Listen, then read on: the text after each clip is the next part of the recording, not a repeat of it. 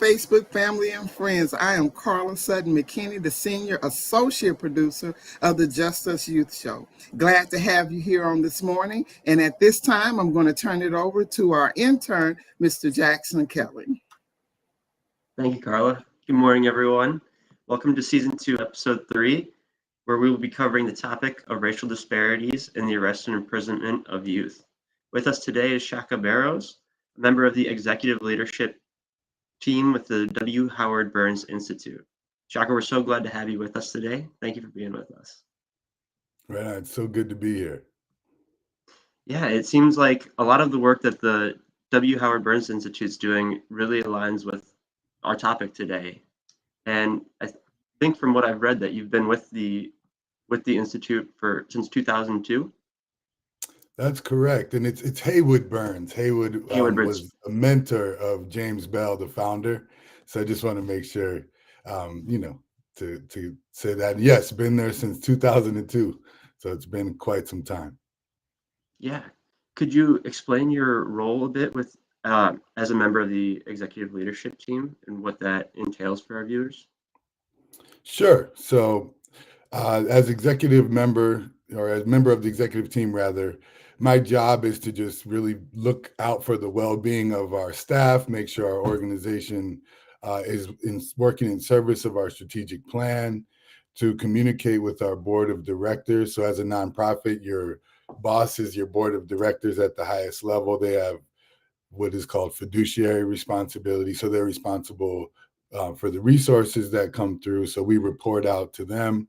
And because there's a team of 3 of us, I'm also able to participate directly in the work, which for me is very important. I'm not just kind of managing the organization, but I'm actually involved in some of our real big projects as well as my colleagues. And so I specifically am also working in Los Angeles on this large project to bring about Youth Justice Reimagined, a vision for young people in Los Angeles County that does not require the punishment system. That is a radical departure from kind of the way of doing business that is rooted in harm and social control. And so we're aiming to really build and establish a whole new approach centered on youth development and principles of well-being, structural well-being, which for the Burns Institute is really our North Star. I see. And from what I've read too about you, that you joined the W. Hayward Burns Institute immediately following your time at the University of Wisconsin? That's correct. That's correct. I was a student activist in Wisconsin and actually worked on some campaigns around dealing with racial profiling. And this was, back in the late 90s and just early 2000s.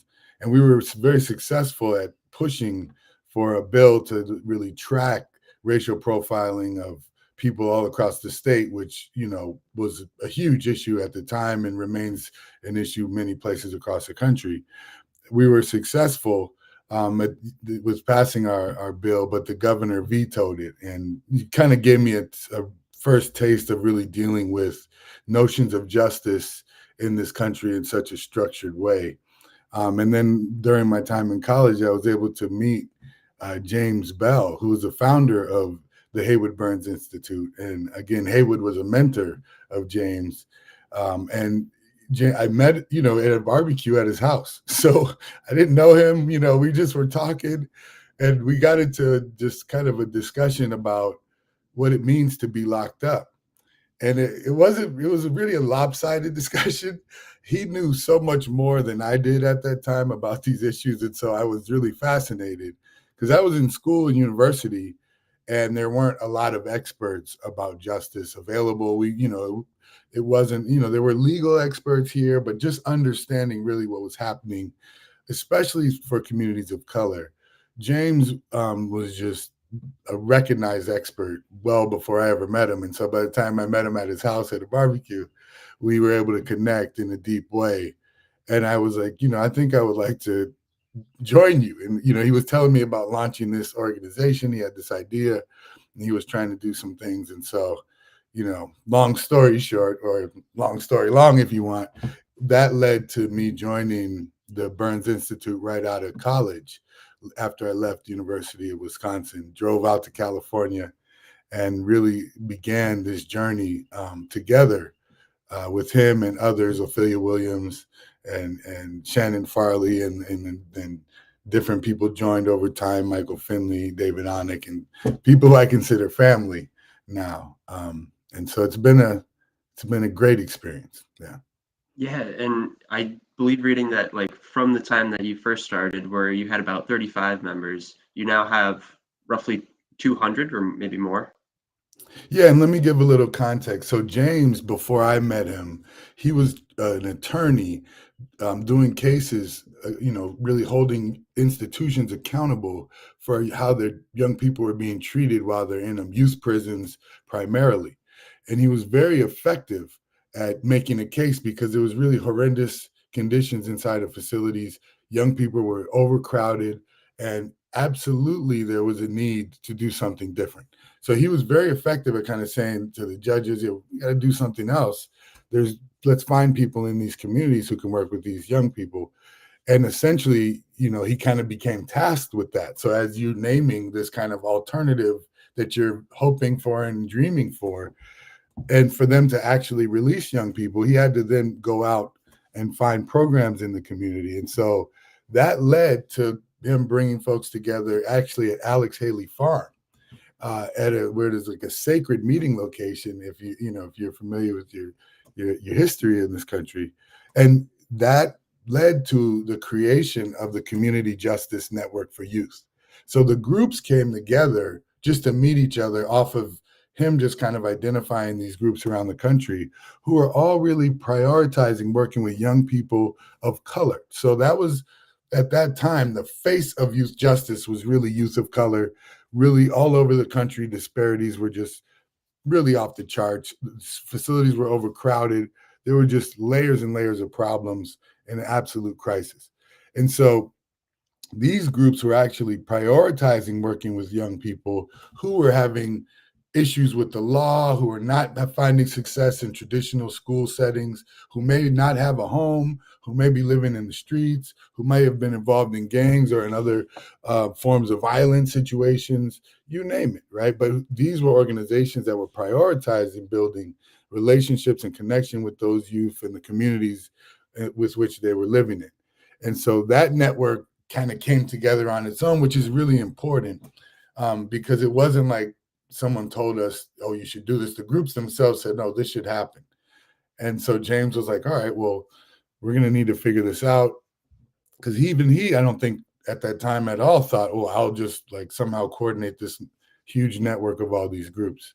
But essentially they wanted to meet. So they had a large gathering in Austin, Texas, I believe in 2000. And they formed the Community Justice Network for Youth at that gathering. And from there was, we started off with about we started with 50 member organizations at that meeting. And then I was hired, and Ophelia Williams, a sister of mine who was hired at the same time, we worked together. And by the time we called through everyone, it was alarming that the list dropped from 50 to around 35. Because these groups that were doing this were on the margins.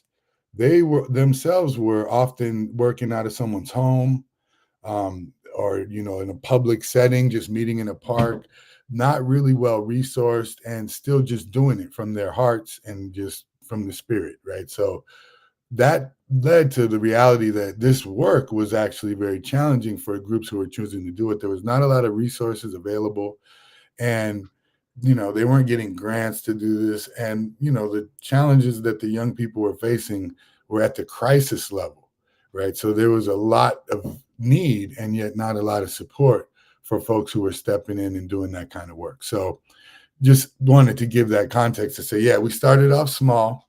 And then over time, we were able to build the network to over 200 organizations who we had loose connection with, right? It was just two of us, then three, then eventually we had about 4 staff for the whole country. So there's limits on how deep you can go. And there's growing movement of more and more people participating. Every time there would be one of the unfortunate police killings, That would lead to more activism, more engagement. There were also campaigns, proactive campaigns to close facilities and shut places down that were doing harm and abuse. So over the time, it even grew beyond the capacity for us to really be in relationship with all the people who are out there. So we're really just, we're trying to kind of do our part, but understanding that things have moved in a good way. Yeah, it sounds like despite your initial setback with losing a few members, that you were obviously able to grow it and stick with it more than 20 years later. Yes, and at the same time, the way we got here is kind of asking critical questions, like what do you all need out of a network? What do the groups need, and then what can we actually do? So we didn't have money, so a lot of people needed money. So there was an immediate like, oh, everyone needs money, and we don't have any money. So let's think, like we have to be honest and transparent about that. Understanding, well, what else do they need? Support in building strategy, fundraising strategies, different things that we actually could participate and be helpful with, or bring them together. So one group might be really good at one thing, and we would do peer exchanges with other groups to connect them. So it's like, I may not know, but I know someone who knows how to do that really well, and they can come and you all can connect and build. So there was a lot of that, and still continues to be a lot of that peer-to-peer networking and sharing. And then we began to push, and through the network, there was a larger push on the justice system in a more direct way. I see. Could you help provide an overview of the current state of racial disparities with respect to the youth arrests and detentions? I know you had already kind of hinted at it with regard to talking about racial profiling, things such as the facility conditions and how they were deteriorating. Could you speak a bit more to that? Yeah, sure. And just maybe for the sake of the audience, I'll just do a little kind of structural explanation of how this system works, because we call it a system. But and I know shopping malls are going out, but strip mall, shopping mall, if you think of a large building with a bunch of individual businesses inside and no one's in charge. So you've got all these different stores and you're walking in and out of them, but you can't really go to one store and complain about what happened in the other. So it's important to understand that our justice system functions much more like a shopping mall, like this kind of loose structure. There's different agencies. Nobody is actually telling each other anything because there's silos. And so there's oftentimes breakdowns in communication, or they'll have to form specific collaboratives just to facilitate conversation, which is important to just understand. So as you think about the first point of contact with a young person with the law enforcement, all the way through all the various decision points that could lead a person to having to sit in a youth prison, right, the deepest end of the system. Each decision point, youth of color get worse and worse disparities throughout. And over the years, that has been the case. We've worked tirelessly with many, many really dedicated people to do everything we can to eliminate these disparities. We've been able to reduce arrests, reduce the population, move young people out of facilities that are harmful, pretty much find success at all these different points. And yet the racial and ethnic disparities not only remain, but persist in ways that are really challenging to define as success. So we can say that we've dropped the population, but the racial and ethnic disparities persist. So being able to kind of have a sophisticated conversation about this was important for our work. So we were able to do around the country is kind of say, look, we need to do this work. It's important to reduce arrest. It's important to reduce the impact, the harm that is baked into our justice system. And we call it justice, but we must understand the history upon which all of our human services were built. Our country was built on the genocide of Native Americans and the slavery of Africans. And so it's important to understand that there was no aspect of society that did not have to carry out its own duties for white supremacy. There's no way that we were able to proliferate all of these institutions and not have that baked into their very core existence. And so for so long in my career, we worked to specifically try to reduce the harm that was baked into these notions of justice in this country, these different institutions that form our justice system. And then it became clear after finding success, as we mentioned, in all these different points, and yet seeing these issues persist, that reforming these institutions had limited outcome. So you could do important work to reduce the harm, but we needed to do some radical imagination. We needed to imagine something that actually could help us overcome the history of racial hierarchy that has dominated the framework of how we all move through life in this country, in our economic structures, our housing, education. Over and over, these issues persist, and communities of color typically have the worst outcomes. All of this is holding us all back. And so we really believe in this notion of radical imagination and trying to actually think about structures that center the well-being of all of us, but really those who are most marginalized, those who have been most cast aside historically, making sure that they're centered, that their experience helps us really shape this notion of structural well-being. Yeah, thank you for that. I really appreciate the metaphor, and I think a lot of people who may not be as familiar with this topic would find that very helpful as well. Do you think you could maybe pinpoint the why for persistence in these racial disparities? I know you've kind of gone on to talk about like the history. After all of the work that you've done, why do you think that's still prevalent today? It's structural. I mean, we haven't addressed racial hierarchy and how it's structured into our society. So that's why we see it persist throughout human services. So in our line in the justice sector, it's widely seen and known amongst kind of professionals that justice kind of catches the young people that fall through the cracks of all the other human services.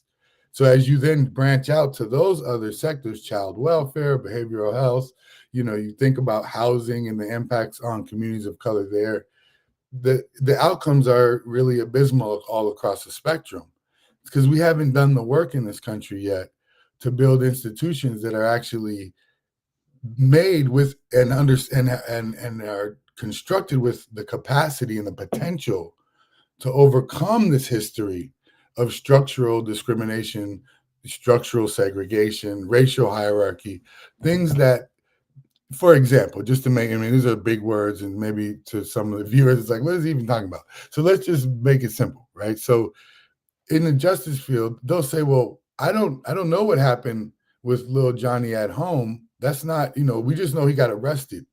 And so now so then you look upstream, well, what happened at home? Oh, well, little Johnny's mother is working this job. Maybe there was, father had been detained living in that community where there's a lot of profiling. There's all these other things that are happening that the people responsible for dealing with that child's case will say, that's really out of our hands.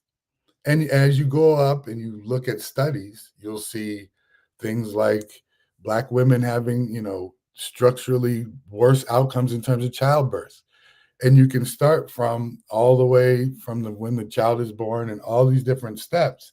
And there's plenty of researchers that have done it to show that communities of color, Black folks, Native Americans, Latinos, Southeast Asian, different, and other folks within poor white folks are having bad outcomes from these systems. So the bottom line is really understanding that should we kind of stay with what we have, or do we actually need to build something that is more suitable for where we've come from and what we've been through, the challenges that remain because of it, and how do we then achieve the full potential?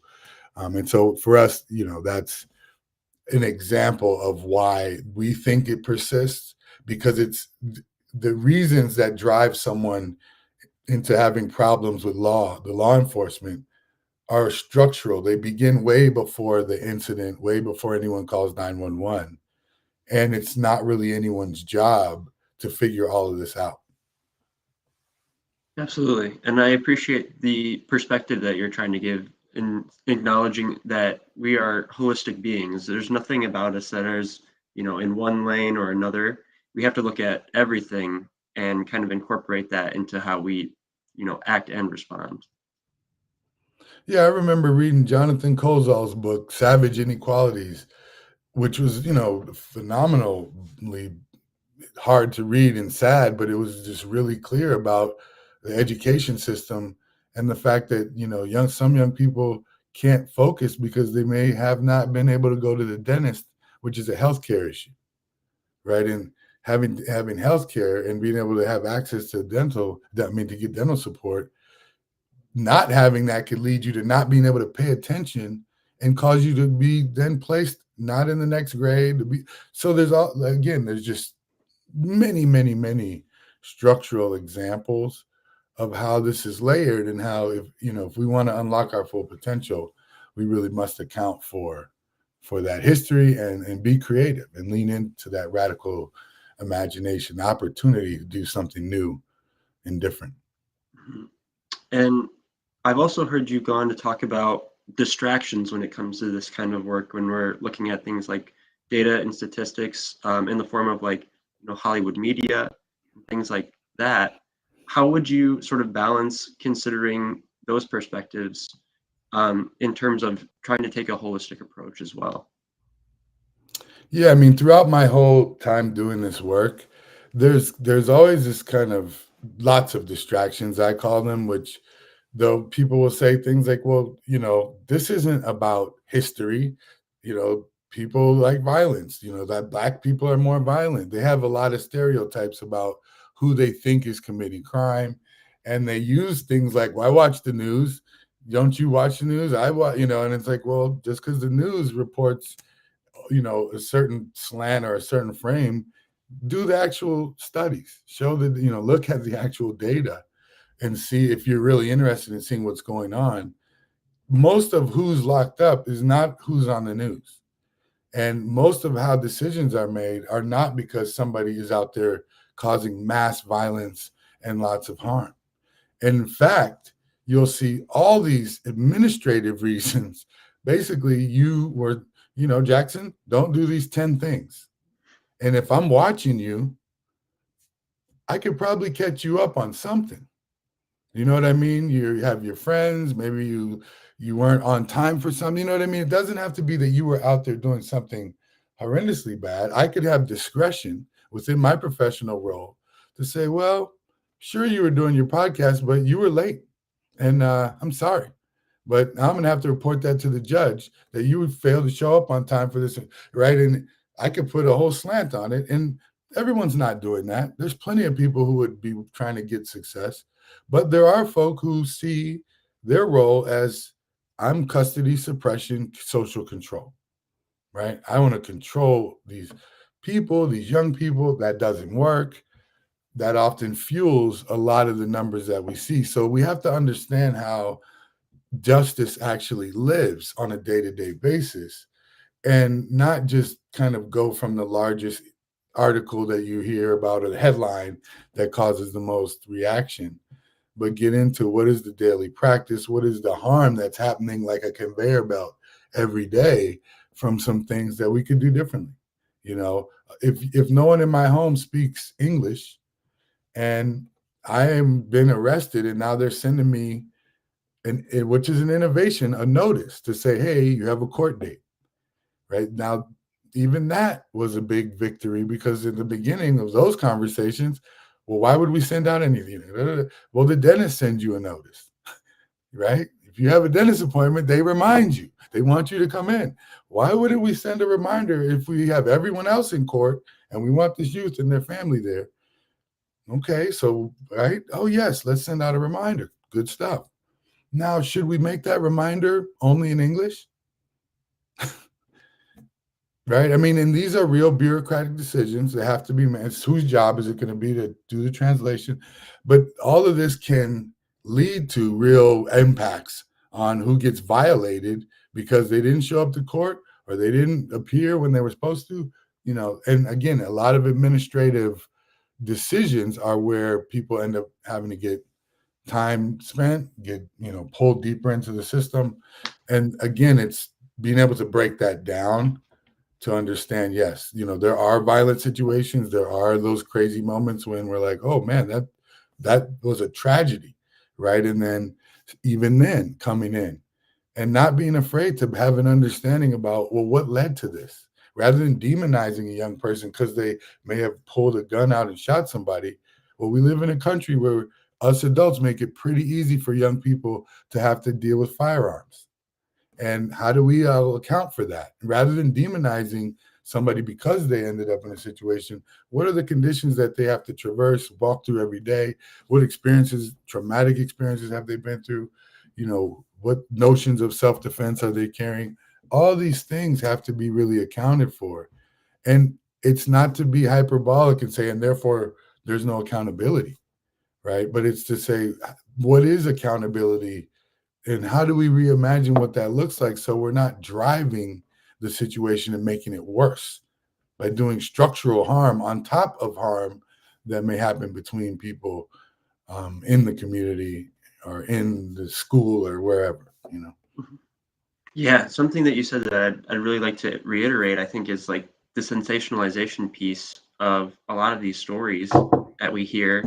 And as humans, we have certain biases and heuristics that we use that we kind of operate with, maybe unconsciously. For example, like if the news reports a story about a plane crashing, that might scare a lot of people about the next time they fly on a plane, but statistically, air travel is one of the safest methods of transportation that we have. So I think like just the way that humans operate and we consume this information definitely plays a role in how we act and how we kind of operate without second guessing ourselves or trying to catch ourselves. And in turn that might also play an impact on how we are held accountable or how we're perceived or how we take that sort of responsibility into our own hands. It totally does. I mean, I'd say that's one of the challenges of social media too, is just a fast reaction. You read something and people are like, well, that's terrible. This person was terrible. And it's like, okay, that was a sad, that was harm done. Right. But are we just saying this person's terrible? And do we even know what the person has gone through, what's happened? And it takes, I think, a lot to do that. I don't think it's easy, especially if you actually were the person who was harmed, right? It's not like you're just like ready to understand why somebody did something to you, but at the same time, as a humanity, right? To me, it feels like that's what we would aspire for, especially those of us who are not directly harmed, to be able to kind of say, well, hold on, let's understand what happened. Let's try to gain some understanding. Doesn't mean that we're just saying, oh, whatever happened is fine. There's no accountability. But this kind of desire to just quickly decide that somebody's completely wrong and therefore just terrible, right? It doesn't lend us into the complex realities that really drive this. And I've seen people who will tell you that they've done terrible things. And meanwhile, you will see them doing tremendous work for their community. They are a pillar. They're an example of, who you would look to for support, who you would want your kids to look to.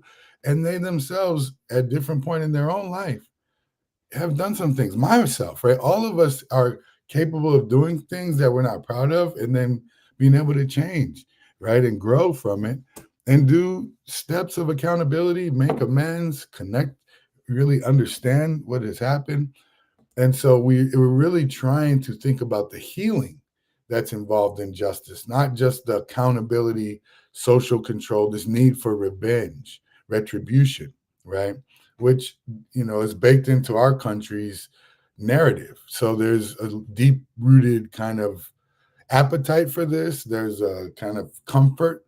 We want to blame somebody for things. We don't even know what happened, but we're looking to blame someone.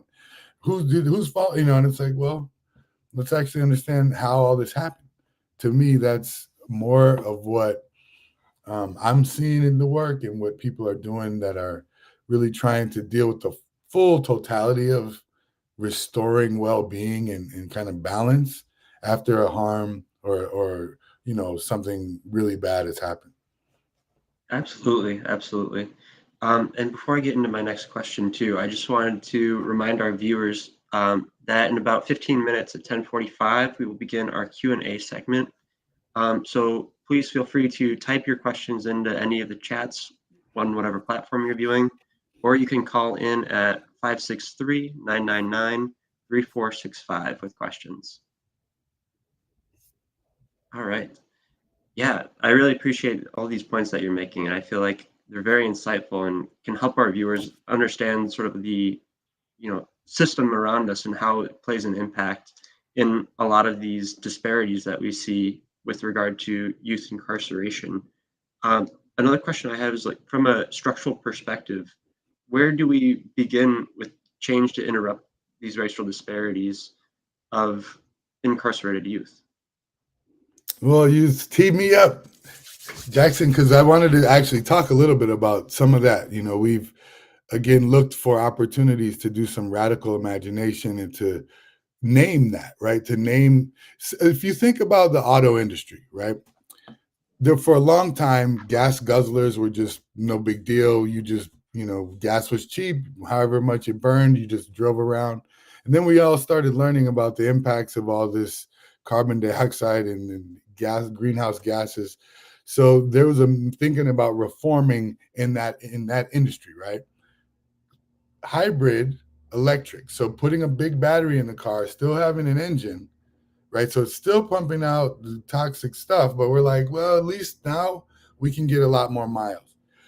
To squeeze more miles out of a gallon of gas at the time when they first declared that that was what we were to do was seen as going to mess up the auto industry. We're going to mess up cars by having to do this, right? And there was this big fear factor that the government is getting involved. They shouldn't be getting involved. Just let the auto industry handle it. And yet we knew, no, actually, we need to do something about this. So then there comes a hybrid, and that extends the mileage out. Well, we're still dying from greenhouse gas. We still have a problem. Boom. Then they say, well, you know what? Let's make an electric car, full battery, no gas, no exhaust, right? Let's reimagine the vehicle. And while you're at it, we can change some of the things because we don't have an engine, we don't have an exhaust. We can reconfigure, we can bring the notion of the car into a whole different light. And if you think about that for human services, for justice, we're looking for opportunities to kind of break away from the combustion engine, break away from the old notions of human services and reimagine what that could be. And so in Los Angeles, in 2019, we had the opportunity to come in and lead a process with the Youth Justice Work Group, a huge group of stakeholders, 200 folks across the county, and multi-generational. And our work has always been multi-generational. We bring young people together with adults, with elders from the community, with parents. We try to really bring in the whole orchestra, as I call them, because everybody plays in a different tune. Some of them sounds are oppositional sometimes. They're not seeing eye to eye, but it gives you the potential to make wonderful music together, right? You don't get the beautiful sound of the orchestra without all those instruments, with all that sound, right? And even if they seem diabolically opposed, that's the beauty of the moment when you can bring it all together. And so that's what we were, working with there. We had an opportunity to put together a vision. And the Board of Supervisors asked us, the county board, to come up with a vision for young people rooted in youth development, rooted in principles that would help young people thrive, right? And that was a departure from the punishment system. And granted, they're having a lot of issues with their juvenile probation department and their facilities still to this day because of the investment that was made in the punishment system for so long. It's not easy to get out of that. But we were able to put together a proposal, Youth Justice Reimagined, which laid out a vision for young people in LA County, where the county would launch a Department of Youth Development. So the county department that was responsible for supporting youth development efforts across a vast youth development network. So the Youth Development Network is all the people out in the community who are doing work, who are in relationship with youth and families, right? Understanding that that there has to be that kind of looseness of definition. Support can be for family and therefore youth, or it might need to be directly for youth, or there may need to be other elements like public transit issues that could be an issue that we need to acknowledge that that's a real challenge for youth development if young people can't get around and get to access the resources that we're trying to put out there. So that vision was put out at the end of 2020 through the pandemic, which was no easy feat. The supervisors endorsed it. We then went about the work of planning for the Department of Youth Development. That has now been launched. David Carroll is the director, and they have a full staff and growing of over 40 people. So it is a very exciting time, and yet there's still so many things that we need to figure out. But you don't get there without that dream, without that vision. And you also don't get there believing you can't get there. So, and just to be real, the youth have been the keepers of the dream. Adults will often kind of see certain things and say, I don't know if we can do that. Where young people have been just such a valuable energy, voice, wisdom, guidance to say, no, we dream that we can do this, that we can have all these young people home out of these terrible facilities that the state has deemed unsafe multiple times now, right? But the dream and the vision is we're going to be able to have everybody have this experience, no matter what the situation was. And for many adults, that's like, well, there's some youngsters who've done some real harm. And I don't know. And those fears still come back up.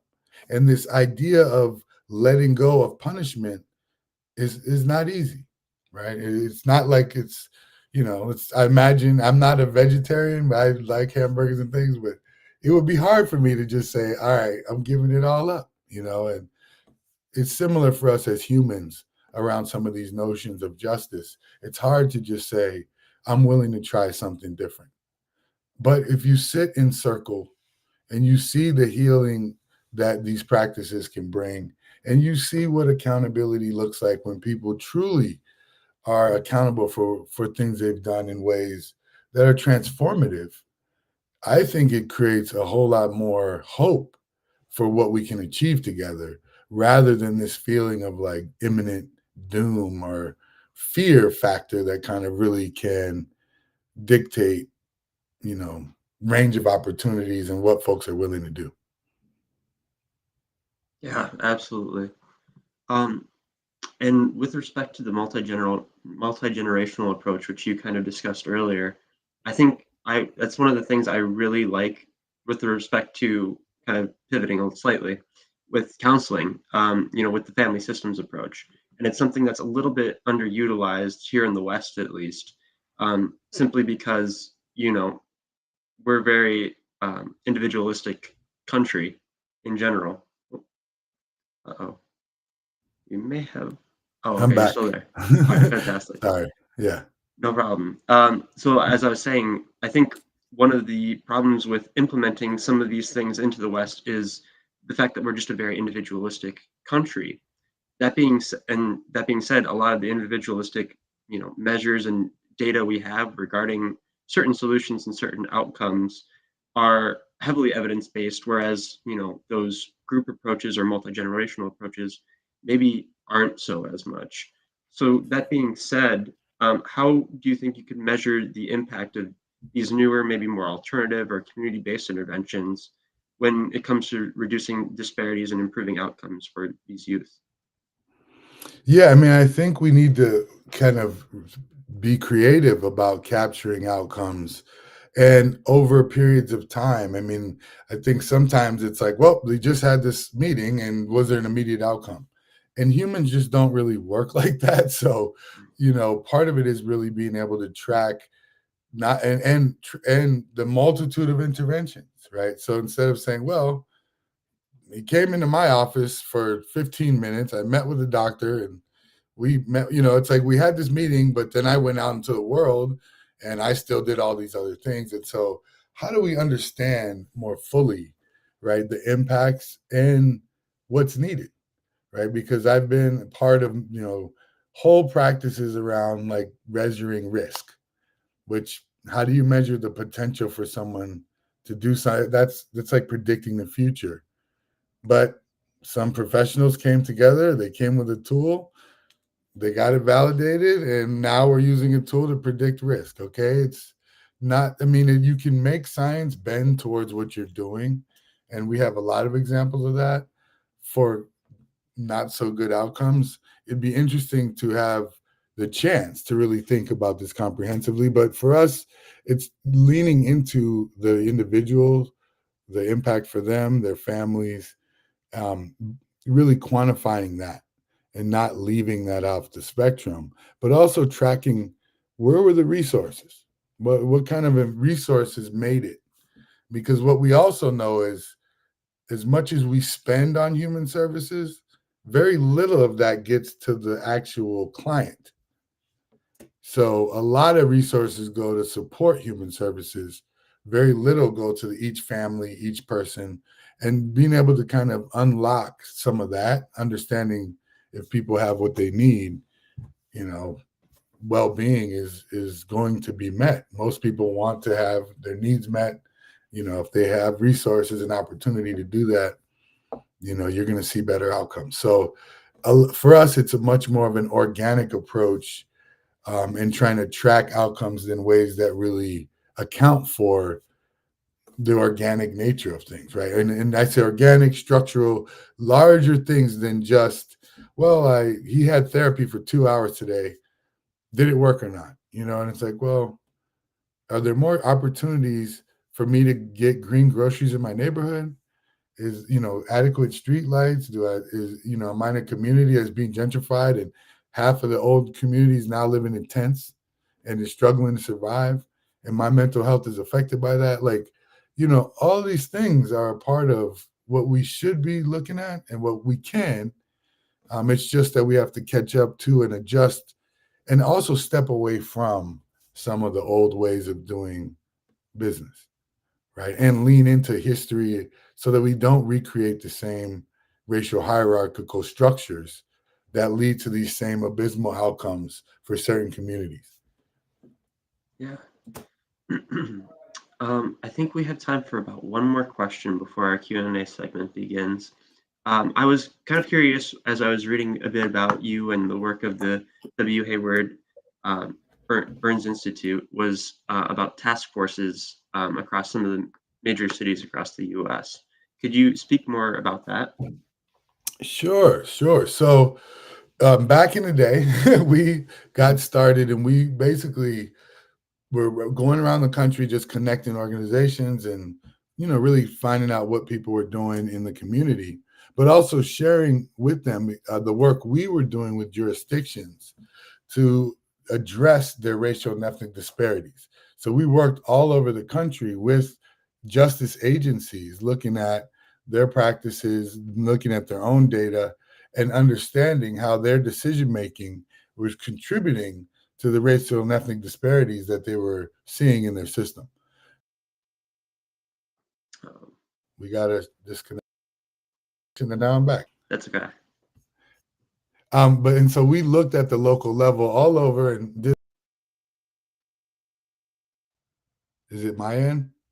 I believe so. Unless I'm so cutting sorry. it out. No, I think it's mine. I'm sorry, everyone. Maybe my internet. Maybe I'm saying too much, and they're trying to cut me off. But no. Essentially, we worked to lift this crisis up, bring the awareness to the community. There's something you can actually do about it. And the more we did it, we began to say to the network, this is happening because these systems are not accountable. If they were accountable for the decisions they're making in real ways, then they would pay more attention to the impacts. We could see some reductions, some real meaningful shifts in some of what's happening, right? And that goes back to that notion of harm reduction, reducing the harm that's basically baked into the system, which is important, and I don't want to downplay that. And so to do that, we started to work directly with community members in their own setting, in the community, to bring awareness to this notion of racial and ethnic disparities and to build synergy to begin to hold these systems accountable for the decisions they were making that were impacting the lives of communities of color and young people of color specifically that were pushing these disparities. And so what we were able to do then is kind of come together and really get our community folks to map the system, map out that shopping mall. Don't just think that by addressing arrest, we're going to get ourselves out of this. It doesn't mean that what's happening with the police isn't, problematic and real. But at the same time, understand there's all these other decisions where we're not having protests, where no one's showing up with any kind of strategy. It's just business as usual, right? And so what we were able to do was provide training for the community to understand all of these different decisions. We created a choose your own adventure exercise for people to start at a bus stop where a fight breaks out. You're not even involved. And the police come, but because you're there, depending on which way the questions go, you flip over the card, you go further and further into the system, or you get to go home, because we remind people that at each of those decision points, usually there's an option for you to go home. But for kids of color, that option doesn't always present itself, and they just get pushed deeper and deeper in the system. And so we developed this to have people experience that in one setting, in one room, in a workshop, so they could really see all of the other areas that require our attention. And not to say to back away from dealing with police violence, but to be aware of all the other areas that also need attention was really the frame. And that led to then those groups forming task forces in 7, 8 different cities around the country, really aiming to hold those local systems accountable for the decisions they were making, very similar to as I just laid out. Well, thank you for that. I appreciate the insight to a lot of the work that's being done by the task forces, I should say. All right. Yeah. At this moment, I think I'm going to turn it over and see if we have any questions from our platforms. So if we have any questions, Jules, I think you're muted.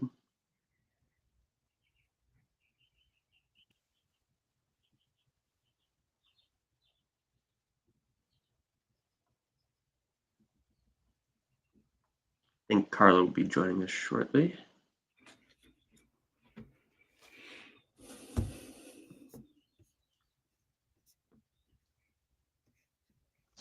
And Jules will be typing a question. Yeah, sorry about that. I couldn't get my mic on. Jules just said he was having issues with his mic.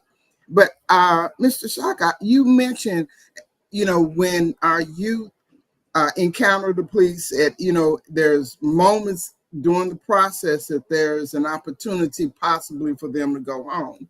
And that doesn't always present itself for our Black and brown youth. As I spend a lot of time watching, I say videos of our young people, and their contact and engagement with the police. And for me, I'm an adult, I'm thinking rationally. I can see these points where the youth could have turned things in a different way. And I do not want to be an individual that says, I just need you to do what they say do.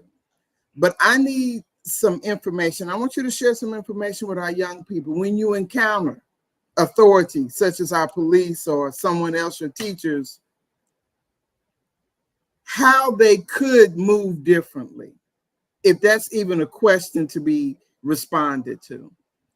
Because I know they're in their feelings, they've got these emotions, this adrenaline is running, and I just want to say to them, I need you to hold on. But let me go ahead and let you kind of respond to that, because I'm seeing this from the outside. I want to hear from you. Yeah, I mean, it's a very complicated question, because I think all of us want people to kind of be treating each other with respect, respect folks in authority positions, and, clearly have some home training, right? It's just some basic, like don't just, come into my house, treat me with respect. You see an officer, treat them with respect, right? I think the challenge comes when people feel like they're either under attack from these folk or being disrespected systematically, or just are being compromised physically. Sexual violence can be a part of these intimidation factors. So it's very complicated to just have a blanket answer. For me, I've been involved in doing this work and know that a young person could have a full swing from like dealing with an officer in a corner store, and you just be disrespectful and kind of treat them as a respected adult. And other instincts where it's like, yeah, you needed to be fearful and you needed to take protective measures, and that is also real, right? And so it's hard for me to kind of answer that with without a nuance. And so the nuance is really, I'd say, use your first instincts around being respectful. But if you get that sixth sense that you're in danger, or that something more is happening, listen to your gut, and if you have to pull your phone out and record it, I don't know, like there's different strategies based on situations. There's training that organizations do to help young people because it's needed. And it should be like, it is more like understanding, am I in danger? Should I trust this? And public defenders will tell you, be careful what you say. Doesn't mean don't talk to them or don't be respectful. You can be totally respectful, but be careful what you're saying. These people will use what you're saying to paint a picture about you in court that may not be who you are. It doesn't mean that they're inherently evil, but they're trying to solve problems with the tools they have. That's why I say the system was not set up to facilitate real relationship-based solutions. Our court was based on a physical altercation. The judge was just a referee to make sure the fight happened fairly. That's not the most advanced, foundation in terms of actually trying to bring restoration and understanding. Courtrooms are just about who wins the argument. And so that can be a real thing for our young people. And then oftentimes they don't get to court. They'll scare them into plea bargaining, right? And that moves your case quicker, but that gives you real baggage now. You have a record. When the next time you get contacted, all of that stays with you. So you have to know what you're getting yourself into. And I think it's worthy of that kind of question you're raising, and also a more complicated response that involves, the full range of, your faculties, right? Like exactly. Your spidey sense, all of that. Yeah. Well, thank you for that, Jackson. Anything else? We got questions. Yes, we have two more questions. Hopefully we're able to tackle them both. Do you have any advice for working in community centers and community spaces rather than more sterile, clinical, or office settings? Yeah, I mean, as much as possible, we've been trying to move the work out into the community. Being more permeable to community members connects them with resource. Being in relationship with folk in the community is key. Community leaders can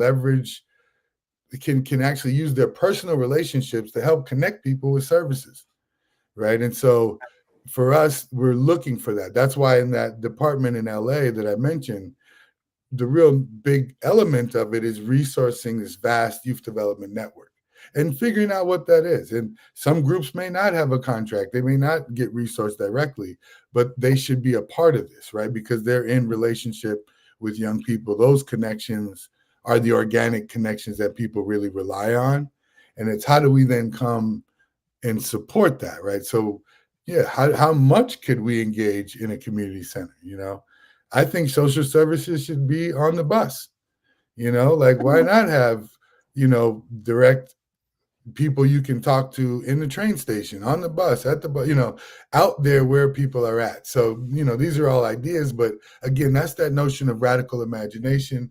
and not letting go of being able to just say something that may sound crazy. Like, yeah, I think we should try that, and then think about the work that it would take to do it, to implement it, and do some problem solving instead of shying away. Uh-oh. Hopefully he'll be back soon. I'm so sorry. Okay. That's okay.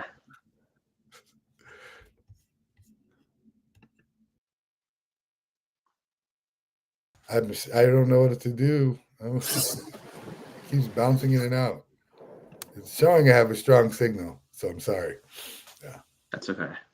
Yeah. These things can be a little temperamental sometimes. Well, I just want to interject. We have about 4 minutes left in our live show on this morning. And Mr. Shaka, I just want to give you an opportunity to share any last words, anything that you're doing, books, anything that you want the audience to know that we can disseminate here this morning. I mean, really, I think that continue to vision, continue to imagine, dream. The world is going to be moving forward. AI is here. It's going to be a tool used for all different kinds of things, right? Don't be defined by what's happened so far. Define where we're going with your dreams, your hopes. Don't let go of that. Believe you can create your own reality. And everything that you see now was created by dreamers, people just like you. They did not know. I always say history never walks in the room and tells you that you're making it. It never has. Everything we see now was created by people who they didn't know what was going to happen. I need you to say that again. History doesn't what now? History will never walk in the room and tell you that you're making it. Yes. So you just have to believe in what you're doing, and go to work. Do the work. Don't think, and nothing comes easy now, It's going to take some time and some work, but you can make it. Everything around us is taking time and work. It's evidence of that, and none of those people knew. We see the civil rights movement, all them folks, they didn't know what was about to happen that day. There was no guarantees, right? But now we look back and say, wow, no, we're in our moment. This is your moment. Take it, make the most of it, and redefine the definitions that you're faced with. Bust through those parameters, but do so in a way that's sustainable. Take your time. Amazing. Well, thank you so much, Mr. Shaka Barros, for being with us here today. Your comments and knowledge were very insightful, as well as your vast knowledge and experience. So thank you so much for being here today and sharing with us some of that information.